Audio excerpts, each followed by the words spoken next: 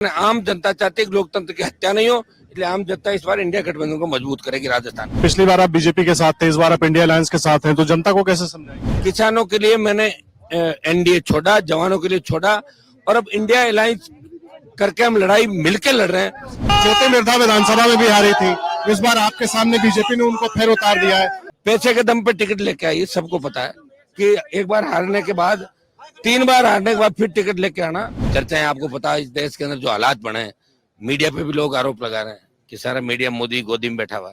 अच्छे लोग भी हैं, लेकिन मान कौन रहा है इन बातों। नमस्कार, अमर उजाला.com पर आपका स्वागत है। आपके साथ मैं हूं आदर्श झा। इस वक्त हम नागौर लोकसभा सीट पर हैं और आरएलपी के नेता हनुमान बेनीवाल, जिनको कांग्रेस ने समर्थन कर दिया है, वो हमारे साथ मौजूद है। सबसे पहले बेनीवाल साहब, किस तरीके से चुनाव जो चल रहा है, लड़ाई कैसे देख रहे हैं? देखिए, नागौर के अंदर बहुत जबरदस्त तरीके से हम जीत रहे हैं। लाखों वोटों से जीत होगी। भारतीय जनता पार्टी को यहाँ परास्त करेंगे और पूरे राजस्थान के अंदर 2-3 दिन बाद फिर हम प्रचार करने निकलेंगे। पहले चरण और सेकंड चरण के अंदर तो अच्छी सीटें इस बार इंडिया अलायंस को राजस्थान के अंदर मिलेगी।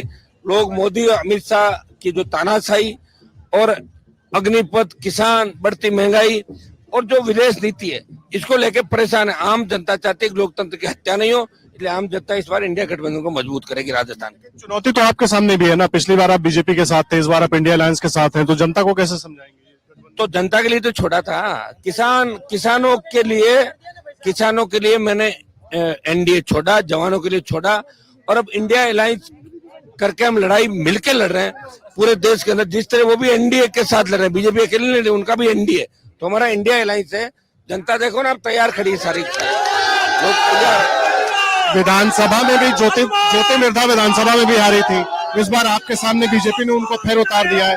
बीजेपी की क्या मजबूरी है और आप कैसे देख रहे हैं? वो तो आपको पता है, पूंजीपति है, पैसे के दम पे टिकट लेके आई, सबको पता है कि एक बार हारने के बाद 3 बार हारने के बाद फिर टिकट लेके आना।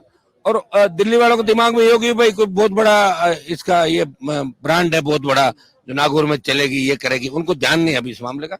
और उसका बीजेपी ज्वाइन करने का कारण ईडी की रेड थी, जो इंडिया बुल्स कंपनी की जो डायरेक्टर है, तो ईडी ने 1 लाख करोड़ का जो घोटाला उन लोगों ने किया देश की जनता के साथ, उसको लेके ईडी पीछे पड़ी थी, इसलिए भाजपा ज्वाइन कर ली जाके। और अब मजबूरी के अंदर वो घूम रही वहां पे। मुझे पता है उसकी स्थिति क्या, वहां पे कोई स्थिति ज्यादा ठीक नहीं है, लेकिन बीजेपी ऐसे ही जगह जगह, आप बताइए, ऐसे उम्मीदवार उतारे राजस्थान के कई जगह, ढंग के लोगों को टिकट काटे जो लड़ाई लड़ने का प्रयास कर रहे थे, और बिल्कुल ऐसे ऐसे चेहरे लेके आए, तो आप अंदाज भी लगा सकते हैं।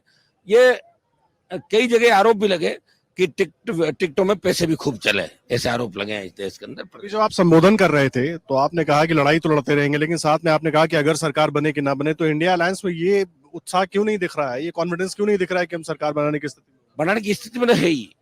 लेकिन मुझे तो ये कहना पड़ेगा ना, बने कि नहीं बने, सरकार तो जब बन के आएगी तभी मानेंगे। लेकिन हमारा संघर्ष जारी रहेगा।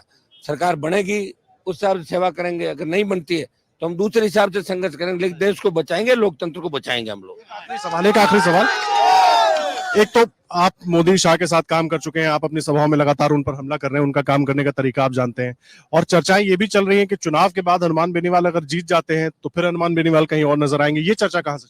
चर्चाएं तो चलती रहती, चर्चाओं का क्या है, चर्चाएं तो हर जगह चलती रहेगी। चर्चाएं आपको पता है, इस देश के अंदर जो हालात बने हैं, मीडिया पे भी लोग आरोप लगा रहे हैं कि सारा मीडिया मोदी गोदी में बैठा हुआ।